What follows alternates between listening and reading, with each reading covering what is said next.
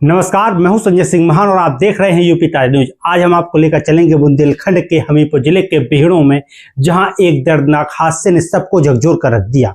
धसान नदी के किनारे मोरंग लाद कर जा रही एक ट्रैक्टर ट्राली पलट गई और इस हादसे में 2 महिलाएं ट्राली के नीचे दब गईं। एक की मौके पर दर्दनाक मौत हो गई, जबकि दूसरी महिला का पैर टूट गया। ये हादसा सिर्फ एक एक्सीडेंट नहीं, बल्कि अवैध खनन का वो सच है जो बिहड़ों में रोज लिखा जा रहा है।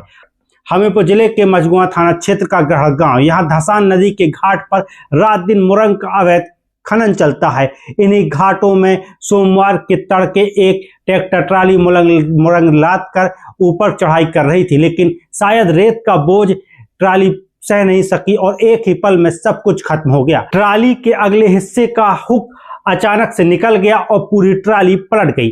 ट्रैक्टर चालक और एक अन्य व्यक्ति कूदकर अपनी जान बचाने में कामयाब रहे, लेकिन 2 महिलाएं जानकी और बिमला ट्रॉली के नीचे दब गई। 45 वर्षीय जानकी पत्नी मुल्लू वो रोजी रोटी के लिए दूसरों के खेत और खदानों में काम करती थी, लेकिन आज वही मेहनत उसकी मौत का कारण बन गई। ट्राली के नीचे दबने से उसकी मौके पर ही मौत हो गई। घटना के बाद गांव में मातम पसर गया है। हर किसी की जुबान पर बस एक ही सवाल है, क्या इन खदानों की कीमत अब इंसानों की जान बन चुकी है? वहीं दूसरी महिला मजदूर 30 वर्षीय बिमला गंभीर रूप से घायल हो गई। वो जानकी के साथ मोरंग लोड कर रही थी। जब ट्राली पलटी तो उसका पैर बुरी तरह से कुचल गया। ग्रामीणों ने किसी तरह से उसे बाहर निकाला और उसे अस्पताल पहुंचाया गया। डॉक्टरों के मुताबिक बिमला का पैर टूट गया है और वो अभी खतरे से बाहर है, लेकिन सदमे में है। धसान नदी के किनारे ये पहला हादसा नहीं है। इसका इलाका अवैध खनन का बड़ा केंद्र बन चुका है। रात के अंधेरे में दर्जनों ट्रैक्टर ट्रालियां मोरंग लदी निकलती हैं, बिना परमिट, बिना सुरक्षा, बिना किसी सरकारी निगरानी के। स्थानीय ग्रामीण बताते हैं कि इस पूरे नेटवर्क में बड़े नाम शामिल हैं।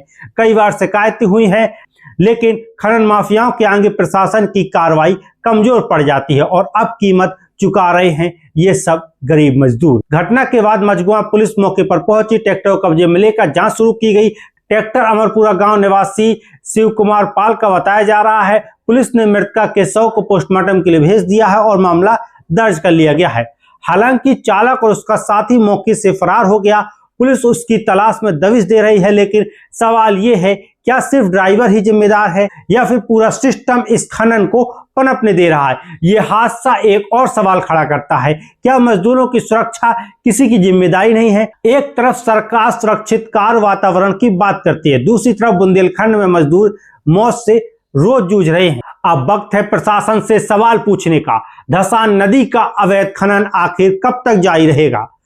कितनी और जाने जाएंगी तब सिस्टम जागेगा?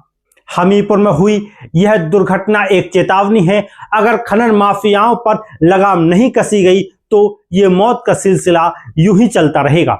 जानकी अब नहीं है, लेकिन उसकी मौत अब एक सवाल बन गई है, सिस्टम के लिए, समाज के लिए और उन सब के लिए जो हर रात इन रेत के टीलों पर जिंदगी की बाजी लगाते हैं। यूपी ताजा न्यूज की अपील है, अवैध खनन को रोकने और मजदूरों की सुरक्षा सुनिश्चित करने के लिए प्रशासन को सख्त कदम उठाने चाहिए। अगर आप भी चाहते हैं कि ये खतरनाक खेल बंद हो तो इस वीडियो को ज्यादा से ज्यादा शेयर करें, ताकि ये आवाज आगे तक पहुंचे। फिलहाल के लिए इस वीडियो में इतना ही। मैं संजय सिंह महान फिर मिलूंगा एक और नई खबर के साथ।